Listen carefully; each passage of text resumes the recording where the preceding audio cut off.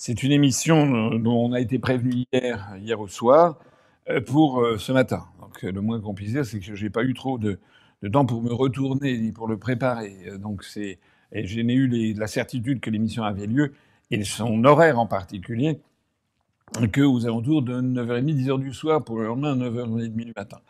Un premier mouvement, c'est quand même de dire, ben, c'est bien, je vais pas me plaindre, de remercier Monsieur Pro et CNews de m'avoir invité. Bon. Mais vous l'imaginez, c'est un remerciement quand même que je fais avec beaucoup d'arrière-pensée et d'amertume, puisque c'est un fait objectif que CNews ne m'a pas invité depuis plus de 2 ans. Et il y a plus de 2 ans, c'était au moment de la préparation de la présidentielle, je me rappelle avoir été invité par CNews, ça devait être quelque chose comme 6h30 du matin. Bon, donc c'était quand même pas une émission qui avait été très très peu vue. Et avant, on remonte, je ne sais pas à quand, peut-être à 2019. Oui, merci de nous avoir invités, mais c'est quand même dans un désert total d'invitations. Ça, c'est le premier point. Le deuxième point, c'est que je vois, enfin, toutes les personnes qui, je voudrais aussi d'ailleurs au passage remercier tous nos adhérents, tous nos militants qui ont contribué à ce passage, parce qu'il y a eu une pression tout à fait considérable qui a été faite sur Pascal Praud et sur cette chaîne. D'ailleurs, il me l'a dit en off, il me l'a dit en on, avant et après et pendant l'émission, qu'ils avaient été submergés d'appels, que c'était pas bien, que si et que ça. Mais enfin, l'expérience que nous avons maintenant, c'est que si on ne bouge pas, si on est très gentil, si on attend d'être invité, ou plus exactement, si on passe de temps en temps un petit appel téléphonique discret en disant ne nous oubliez pas, faites respecter quand même les principes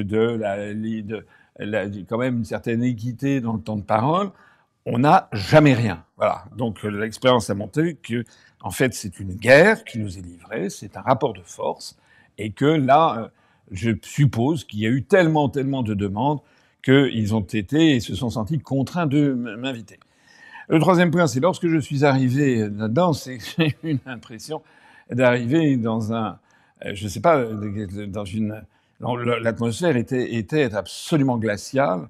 J'ai été confronté, comme vous l'avez vu, il y avait, je crois, six journalistes. Il y avait donc Pascal Praud, il y avait donc Éric Nolot, il y avait un certain Florian Tardif, il y avait, j'ai oublié son nom entre les deux, il y avait Dominique Jamais, il y avait Madame, euh, comment s'appelle-t-elle, Élodie, oui, c'est ça, Eugénie Bastier, et bien il y avait moi. Bon, je me suis senti encore une fois, comme d'habitude, comme passant devant un tribunal de l'Inquisition, un tribunal d'assises où j'étais inculpé.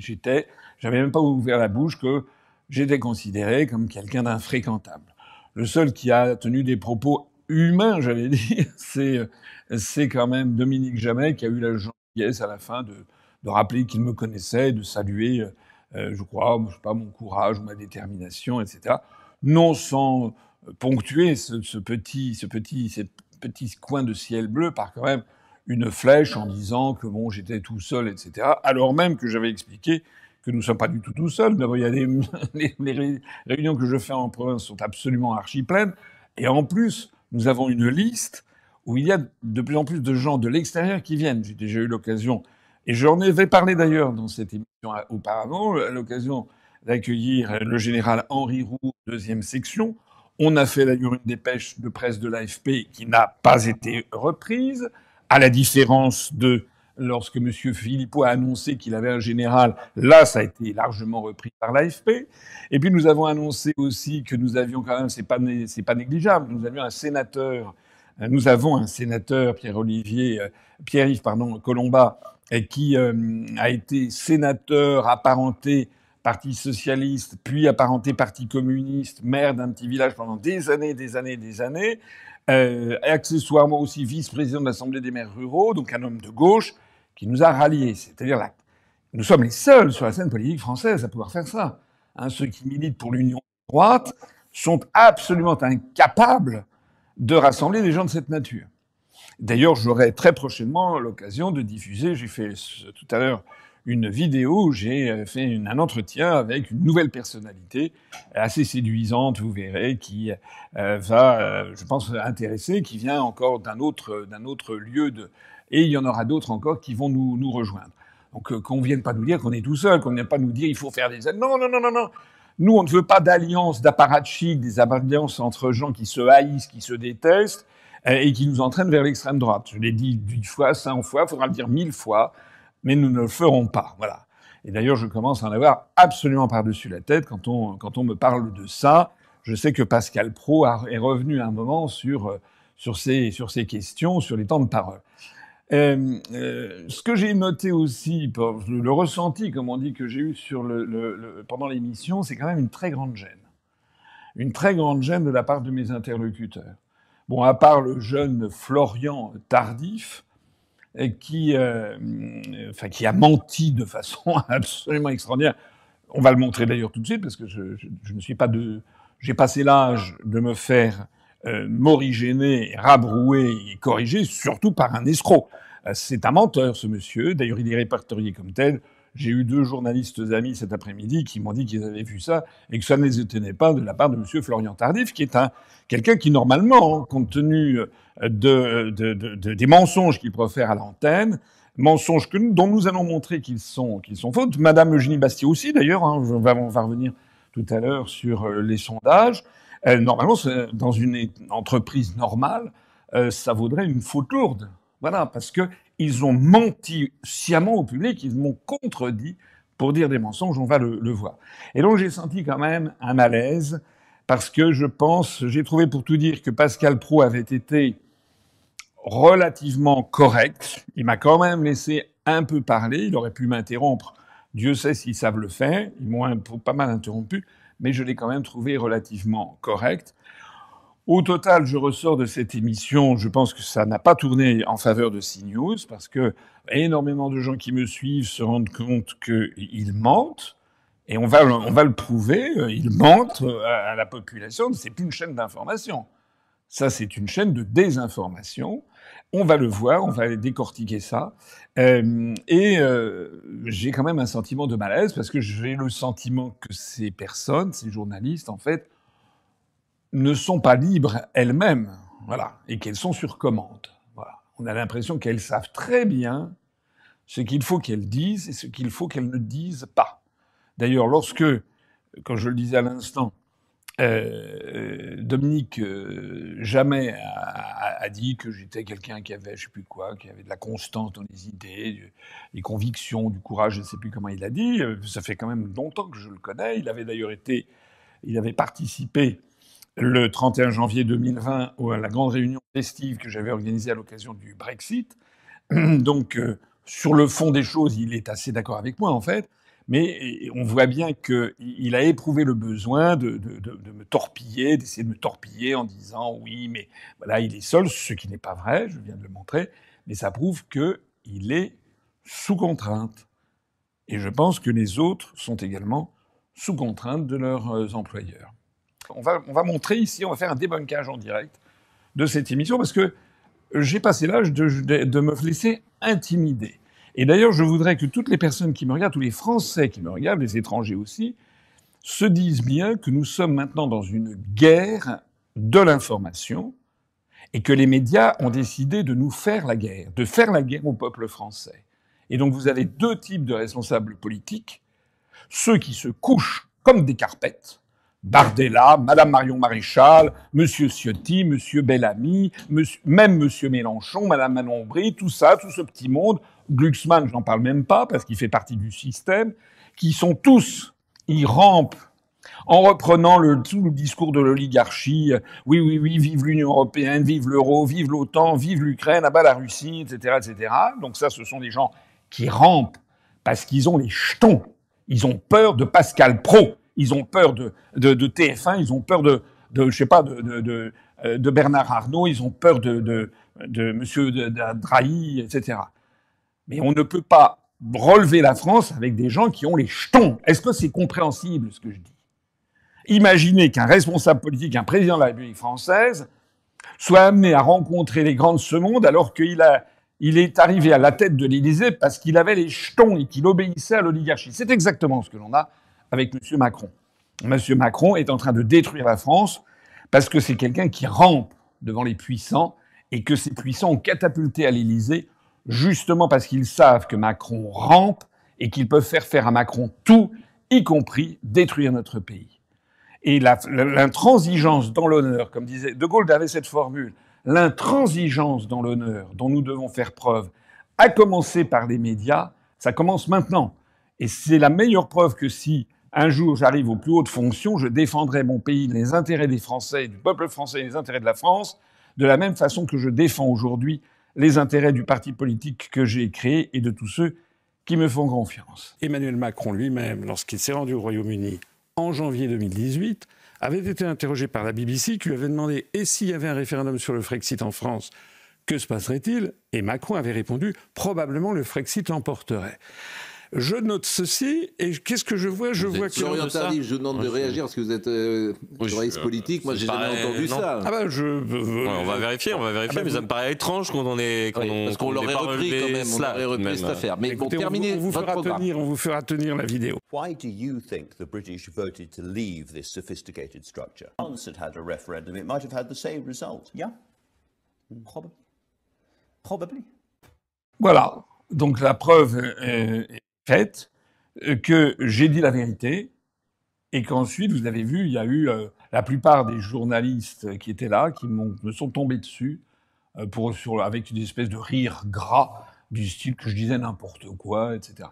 C'est quand même incroyable, en fait. Incroyable. Je pense que dans la plupart des démocraties du monde, un truc pareil vaudrait un blâme ou peut-être même un licenciement sec des journalistes. Parce qu'en plus de ça, j'ai pas révélé quelque chose qui était inimaginable. Il y a quand même beaucoup de gens, surtout qui s'intéressent à la politique, qui savent que ce que je dis était vrai. À l'époque, il y avait quand même ça avait fait un certain remous.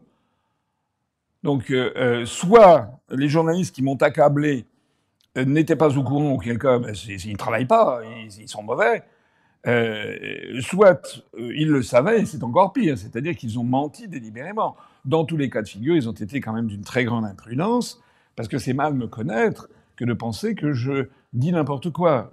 Je l'ai déjà dit 50 fois, ma formation a été celle d'un inspecteur général des finances. Alors je sais que Macron c'est la même chose, mais lui, je crois qu'il a eu son rang de sortie dans une pochette surprise. En tout cas, il n'a pas, semble-t-il, beaucoup profité de la formation que l'on a à l'inspection, qui est normalement une formation de rigueur, de ne rien avancer sans l'avoir très très précisément vérifié. En tout cas, ce passage disqualifie CNews, parce que nous avons ici la preuve que ce ne sont pas des journalistes, ce sont des propagandistes qui étaient là pour défendre Macron et pour que surtout la vérité que je dise ne sorte pas, n'atteigne pas les chastes oreilles des électeurs français. Dans les rédactions, non, Nord Stream, c'est une thèse complotiste que vous mettez en place, que ce sont les États-Unis qui l'ont fait. Vous n'avez aucun élément factuel qui va dans ce sens. Au contraire, on a tous les arguments. Il y a des enquêteurs. Un mois avant l'intervention russe, le 27 janvier 2022, Mme Victoria Nuland a expliqué que s'il y avait une intervention russe, d'une façon ou d'une autre, Nord Stream ne marcherait plus, ça ne fonctionnerait plus. D'une façon ou d'une autre, les États-Unis s'arrangeraient pour que d'une façon ou d'une autre, ça ne fonctionne plus. Écoutez ce morceau. With regard to Nord Stream 2, we continue to have very strong and clear conversations with our German allies, and I want to be clear with you today. If Russia invades Ukraine, one way or another, Nord Stream 2 will not move forward. Donc ça, c'était le 27 janvier, Madame Victoria Nuland. Et quelques jours après, une semaine après, le 7 février, c'est le président américain Biden lui-même, recevant le nouveau chancelier allemand Olaf Scholz à la Maison-Blanche, qui, lors d'une conférence de presse, a dit à peu près la même chose en disant que, de toute façon, s'il y avait une invasion russe de l'Ukraine, eh bien, Nord Stream ne fonctionnerait plus. Et lorsqu'une journaliste allemande dans la salle avait interrogé le président des États-Unis en personne pour lui dire mais comment pouvez-vous nous le dire, puisque vous n'êtes pas concerné du point de vue juridique, c'est l'Allemagne plus un certain nombre de partenaires occidentaux dont la France, le Royaume-Uni et l'Autriche. Comment allez-vous faire? Et à ce moment-là, Joe Biden avait répondu avec un sourire à la Mona Lisa, ne vous inquiétez pas, nous le ferons. Je peux vous garantir qu'on y parviendra. Écoutez ce deuxième morceau. If Russia invades, that means tanks or troops crossing the border of Ukraine again. Then there will be no longer a Nord Stream 2. We will bring an end to it. How will you do that exactly? Since the project and control of the project is within Germany's control. We will, I promise you, we'll be able to do it. On me traite de complotiste, alors même que on n'a jamais vu ça. C'est-à-dire que, en fait, c'est Victoria Nuland puis Joe Biden qui avaient annoncé à l'avance que les États-Unis s'occuperaient que Nord Stream soit détruit. Je rappelle aussi que Seymour Hersh, le grand journaliste d'investigation américain, a tout expliqué ensuite. Voilà. Je rappelle d'ailleurs que nous sommes maintenant 1 an et demi après, qu'il n'y a toujours pas d'explication officielle. Donc quand il n'y a pas d'explication officielle, on sait ce que ça veut dire, alors même que les mêmes forces euro-atlantistes nous expliquent tout de suite, lorsque par exemple il y a eu l'attentat dans le centre Crocus, là où il y a eu une centaine de morts près de Moscou, dans la minute, ou disons dans l'heure qui suivait, ça y est, on avait tout de suite l'explication. C'était un attentat islamiste. Voilà. Donc il y a des choses, on a l'explication tout de suite et d'autres on a l'explication jamais. En attendant, mais ça veut dire quoi? Ça veut dire que les journalistes ne font pas leur travail. Celui qui fait son travail, c'est Seymour Hersh, qui est un journaliste d'investigation.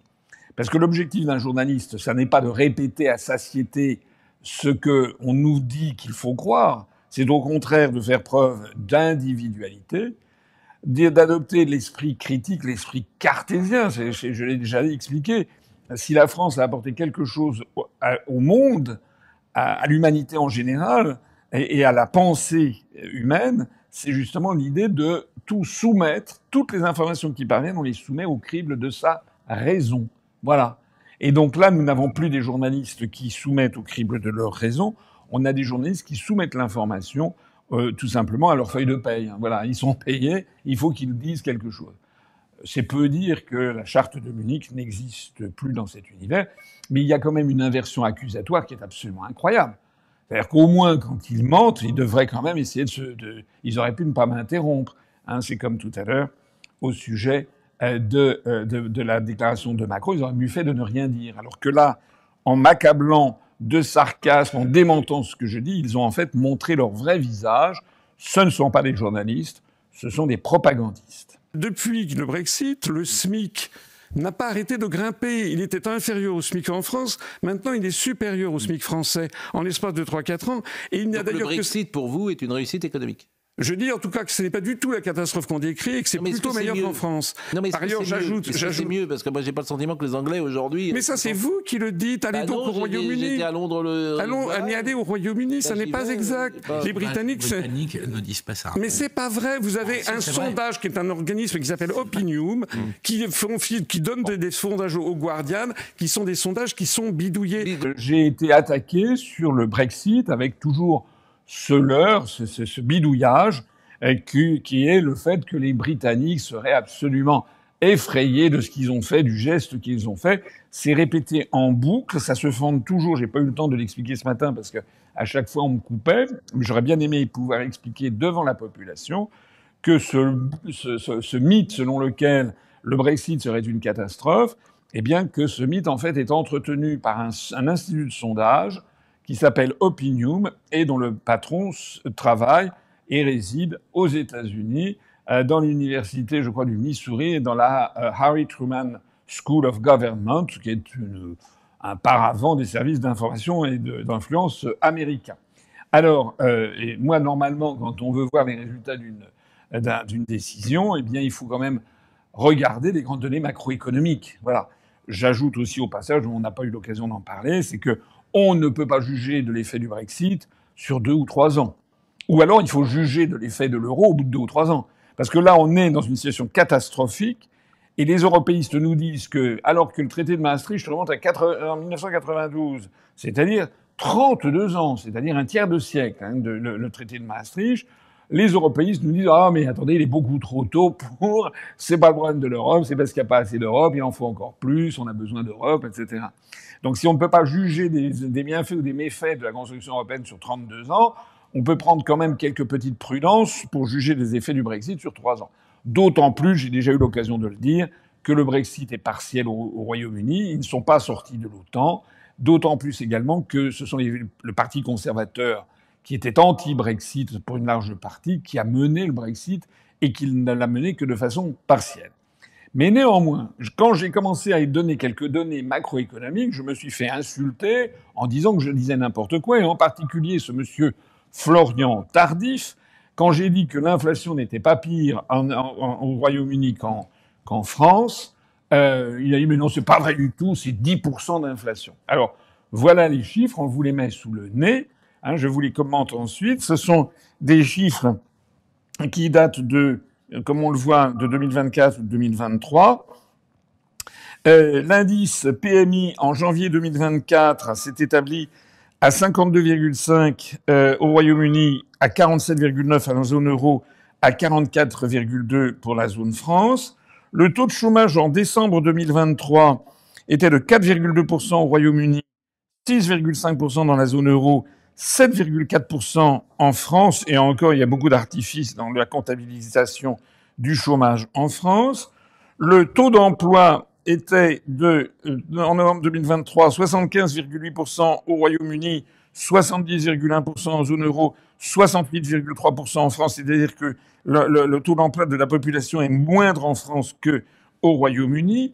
La croissance, quand j'ai dit que la croissance était supérieure, je me suis fait également insulter ou brocarder comme si j'étais, alors je sais pas si j'étais un agent de Poutine ou un agent de Rishi Sunak ou je sais pas quoi, mais bon, l'indice de la croissance de 2016 à 2023 s'établit au Royaume-Uni à 10,1%, à 11,4% dans la zone euro, donc un peu supérieur, mais à 8,9% seulement en France, c'est-à-dire un véritable décrochage par rapport au Royaume-Uni. Je rappelle que si la zone euro connaît une assez forte croissance, c'est parce qu'il y a des pays, notamment des pays de l'Est, qui bénéficient de fonds versés par l'Union européenne, en fait des fonds provenant de l'Allemagne, de la France, etc., et qui dynamisent leur croissance.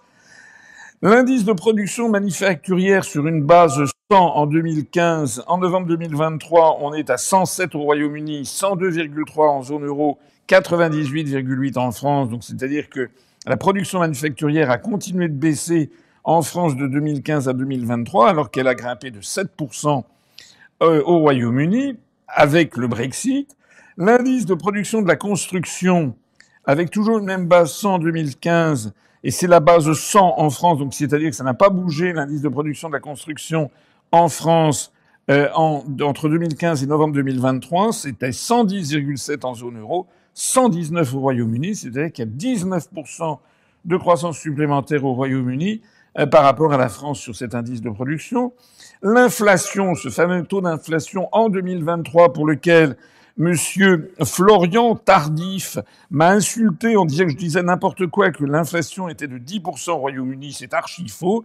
En 2023, le Royaume-Uni a affiché un taux d'inflation de 4,2, supérieur, il est vrai, à celui de la zone euro 2,9, mais à peu près exactement égal à celui de la France 4,1%. Donc il n'y avait vraiment pas...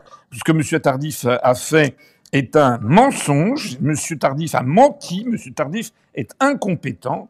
Ensuite, la hausse des salaires, et ça c'est un point très important, en 2023, elle a été de 7,3% au Royaume-Uni, 5,3% en zone euro, 4,3% en France. Je rappelle que avant le Brexit, le SMIC au Royaume-Uni était inférieur au SMIC français et qu'il est désormais nettement supérieur, je crois d'environ 10%, sachant que par ailleurs, la masse des travailleurs au Royaume-Uni qui sont payés au SMIC, ça n'est que 5% des salariés, alors que c'est 17% en France, ce qui prouve qu'en France, il y a un phénomène de paupérisation par rapport au Royaume-Uni. Voilà. Le gain théorique du pouvoir d'achat en 2023 a été de 3,1% au Royaume-Uni, 2,4% en zone euro et 0,2% en France. Et on peut ajouter à ce tableau que je vous présente, je suis désolé d'être un petit peu long, hein, mais j'ai à cœur de réagir tout de suite à cette affaire de CNews, parce que je veux montrer à toutes les personnes qui me regardent à quel point on a affaire à des menteurs, c'est-à-dire des gens qui m'accablent d'injures, d'insultes, etc., alors que je dis la vérité. On peut ajouter à ceci le solde commercial, le solde de la balance des paiements courants et l'endettement public. L'endettement public au Royaume-Uni qui doit être, n'est pas mirobolant, hein, ça doit être de l'ordre de 95 ou 98% du PIB. En France, vous savez ce qu'il en est. On est à plus de 110% du PIB grâce notamment à M. Macron. Alors tout ça pour dire quoi? Vous m'avez déjà entendu dans ce rôle. Je le dis parce que c'est la vérité. Le Royaume-Uni n'est pas dans une forme absolument olympique pour toute une série de raisons. C'est que d'abord, ils font partie de l'OTAN. Ils ont pris des sanctions contre la Russie. Donc, comme nous, ils souffrent des effets pervers des sanctions prises contre la Russie. Le Royaume-Uni, par ailleurs, est dirigé par un gouvernement conservateur qui applique ses propres politiques. Le fait de sortir de l'Union européenne n'est pas une garantie ipso facto d'avoir un gouvernement formidable. Mais ce que je veux dire quand même, c'est que comme on le voit, eh bien le Royaume-Uni, même si ça n'est pas extraordinaire, c'est quand même bien meilleur que la situation en France.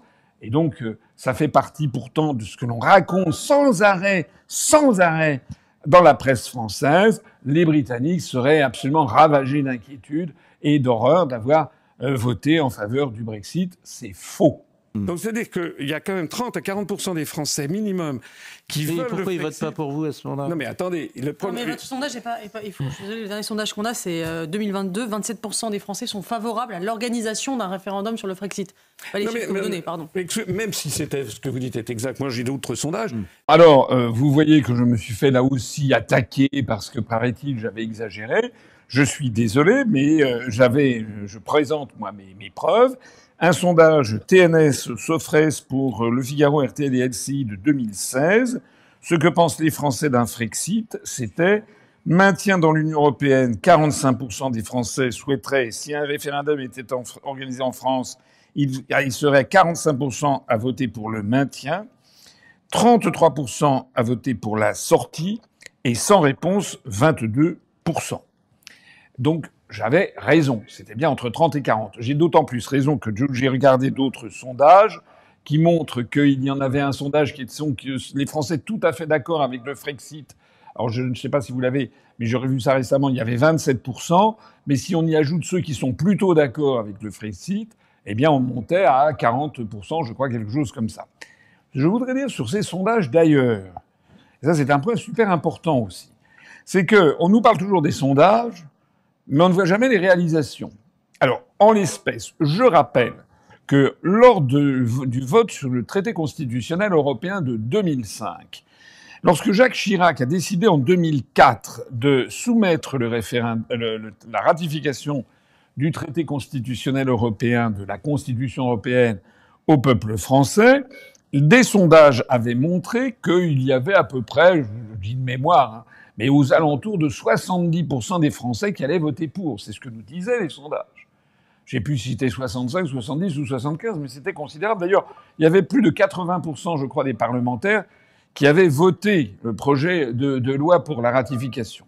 Donc, les sondages fin 2004 donnaient un raz-de-marée en faveur de la Constitution européenne.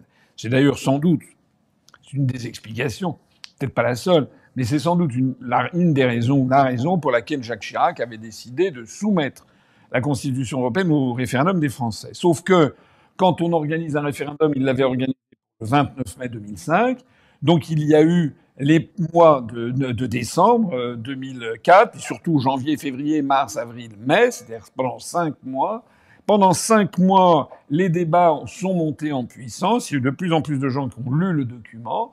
Il y a eu des déclarations et des prises de position, notamment une prise de position restée fameuse de monsieur Laurent Fabius, qui était un membre éminent du Parti socialiste et qui, à la surprise générale, a appelé à voter non, ce qui a fendillé, fissuré le camp du oui, notamment au Parti socialiste. Et au résultat final, vous le savez, le 29 mai 2005, il y a eu 55% de non, alors que c'était donné Fin 2004, avant tout débat en réalité, c'était donné aux alentours de 25 à 30% de non. Ce qui prouve que ces sondages à froid n'ont qu'un lointain rapport avec le résultat final. C'est ça qu'il faut dire.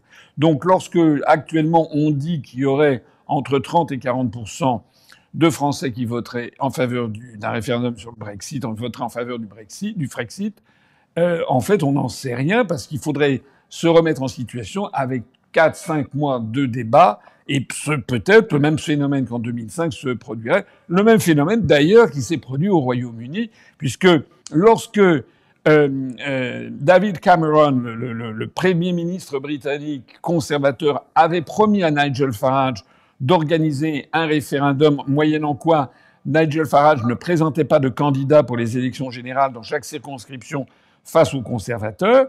Donc il avait promis, parce que David Cameron avait des simulations faites par des instituts de sondage du ministère britannique de l'Intérieur qui lui disaient que dans tous les cas de figure, le Brexit serait battu. Et ça n'est pas ce qui s'est passé, parce qu'il y a des dynamiques dans les peuples. J'en profite aussi au passage, je vais essayer de faire prochainement une vidéo sur les sondages, parce que je voudrais quand même dire aussi ce que j'ai sur le cœur, c'est qu'actuellement on a des sondages, j'ai vu qu'il y a un sondage dernier de Elab qui nous fait chuter à 0,5, c'est-à-dire que depuis 2019, nous aurions perdu 60% de nos électeurs au moment même où M. Dupont-Aignan cesse d'être candidat. Et on voit en revanche M. Glucksmann prendre 3,5.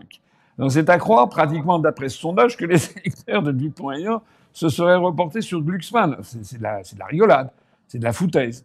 D'ailleurs, dans le petit Landerneau, on sait, enfin je n'ai pas obligé de me croire, mais on sait qu'actuellement les sondages pour Bardella et pour Glucksmann sont grossièrement exagérés. C'est loin de la réalité. En fait, Bardella et Glucksmann ne feront pas ce score, et c'est d'ailleurs presque devenu maintenant systématique. Qui se rappelle quel avait été le résultat de Madame Valérie Pécresse, le dernier sondage pour la présidentielle de 2022. Le dernier sondage avant le premier tour donnait à Madame Valérie Pécresse 14% des suffrages. Et elle a fait, en fait, 4,7% des suffrages. 10 points de moins. Voilà, la réalité de la situation. Quant à nous, je me permets aussi de rappeler qu'en 2019, parmi les derniers sondages que nous avions, on nous donnait à 0,5 et on donnait M. Philippot à 2,5, qui était invité à répétition d'ailleurs dans les médias du système. En réalité, M. Philippot n'a pas fait 2,5 en 2019, mais il a fait 0,6 et nous n'avons pas fait 0,5, on a fait 1,2. Ce qui prouve que les sondages étaient bidouillés en notre défaveur et en faveur de M. Philippot. Il faut que tout le monde y réfléchisse. Extrêmement compliqué de vous inviter, M. Asselineau, parce que vous avez le droit à un temps de parole limité. C'est l'Arcom qui décide, c'est pas moi. Donc j'explique ça souvent à vos supporters qui me demandent pourquoi vous n'invitez pas M. Asselineau. C'est pareil, Florian Philippot, il vient une fois par trimestre, il a le droit à 10 minutes en temps de parole. Donc vous aurez le droit à 10 minutes. Donc on fera un petit quart d'heure quand même. D'accord, mais je reviendrai tous les trimestres, alors, parce que ça fait 2 ans que j'ai pas été invité. Bon, voilà. Donc, en fait, on nous ressort encore M. Philippot. Voilà, tout le temps nous ressortir ça, comme si il y avait un traitement égal. Alors, sur ces déclarations de M. Pascal Praud, c'est honteux, en fait. C'est un tissu de mensonges. Je mets au défi ici quiconque de trouver, d'ailleurs, je viens de mettre en ligne une lettre à l'Arcom, je vais en parler dans un instant, je demande un entretien au président de l'Arcom. S'il m'accorde cet entretien, je vous en tiendrai informé. Mais parmi les sujets que j'aborderai au cours de cet entretien, je lui demanderai de s'exprimer sur ce que l'on dit de l'Arcom à CNews. C'est-à-dire que on a osé me dire à CNews, eh bien que l'Arcom, M. Praud a dit oui, en fait, il me l'a dit en off, moi j'aimerais beaucoup vous inviter, mais malheureusement c'est l'Arcom qui ne veut pas vous donner plus de 15 minutes par trimestre. D'ailleurs, M. Philippot est traité comme vous. C'est totalement faux. Depuis plus de 2 ans, j'avais eu droit à 0. Donc normalement, si je comprends bien, j'aurais dû avoir droit à une par trimestre, j'aurais dû avoir 8 en 2 ans. J'avais eu droit à 0. En revanche, l'un de nos militants est parti à la recherche, regardez le tableau, Eh bien, M. Philippot, au cours des 2 ans, a été invité 16 fois par Pascal Praud. Alors moi, j'aimerais ici vraiment m'adresser à toutes celles et tous ceux qui m'écoutent et qui me regardent, sauf si ce sont des gens, des partisans frénétiques, hystériques, qui ne peuvent pas admettre que, etc. Mais la vérité, soyez adultes, regardez les choses en face. Encore une fois, on constate que CNews a ouvertement, la presse Bolloré a ouvertement promu M. Philippot 16 fois en 2 ans quand j'en ai eu 0. Voilà. Alors, comme on dit dans les évangiles, hein, voilà, ils ont des yeux, ils ne voient pas. Je vous invite, ceux qui ont encore des écailles sur les yeux, à laisser tomber les écailles et à voir quelle est la vérité en face. Voilà. Donc, ce que je demanderai lorsque je serai reçu, j'espère, par un président de l'Arcom, j'aimerais qu'il me dise si en effet, il y a des injonctions qui sont données à CNews de ne pas me recevoir plus de 10 minutes ou plus de 15 minutes par trimestre, ce qui serait très étonnant puisque ça fait partie de la période de temps non soumise à l'équité. Donc en fait, ils peuvent inviter n'importe quoi. Bon, j'ai pas eu le temps ce matin, j'en ai pas eu non plus tellement l'envie parce que après on va dire oui, il est là, il se plaint toujours. J'ai vu d'ailleurs souvent il y a des trolls comme ça qui disent mais arrêtez de vous plaindre, on a marre que vous vous plaigniez. Oui. Les gens qui d'ailleurs disent que l'on se plaint, il y a aussi des gens qui disent mais il y en a marre de montrer, de parler de vos vues. Mais les gens qui disent ça, ce sont des trolls. Ce sont des gens qui détestent l'UPR. Parce que se plaindre du fait que je dis qu'on a 96 millions de vues lorsque M. Édouard Philippe en a 68 000, les gens qui trouvent que ce propos est superfétatoire parce que je leur ai déjà dit une fois ou deux, d'abord je ne sais pas à qui je m'adresse et c'est pas forcément mal de répéter plusieurs fois la même chose, mais les gens qui m'attaquent parce que je dis ça, c'est parce qu'ils n'ont pas d'argument, parce que le scandale est trop énorme. Il est là le truc. Hein, parce que si moi je défends pas les intérêts non seulement de l'UPR, mais de tous ceux qui font confiance à l'UPR, qui va le faire à notre place? C'est la raison pour laquelle aussi je suis obligé de parler des temps de parole. Hein, imaginez par exemple que le camp Zemmour ait eu le traitement que j'ai eu, c'est-à-dire 0 heure, 0 minute et 0 seconde depuis 2 ans. Qu'est-ce qu'on n'entendrait pas du côté des partisans de chez M. Zemmour? La réalité, d'ailleurs, j'ai failli le dire, mais je me suis dit, bon, ça va encore aggraver le climat. Mais j'avais envie de dire à M. Praud, écoutez, vous vous moquez du monde. Hein, lorsque M. Zemmour a eu droit à une couverture médiatique inimaginable en 2021, normalement, d'après les pseudo-critères du CSA que vous m'affichez, il n'avait aucun député, il n'avait aucun résultat électoral à faire valoir, donc normalement, il aurait dû avoir 0. Ça ne s'applique d'ailleurs pas qu'à M. Zemmour. L'hypermédiatisation de M. Macron en 2017, c'est la même chose. Hein, voilà. Donc arrêtez. Je ne comprends pas d'ailleurs que, en fait, M. Praud et les gens de CNews se soient complus en fait dans l'entretien de ce qui est un mensonge et que de plus en plus de Français comprennent comme étant d'ailleurs un mensonge. Voilà. On a fini pour le débunkage. Bon, alors ça a été hyper long. Je suis désolé, c'est une émission un petit peu bizarre.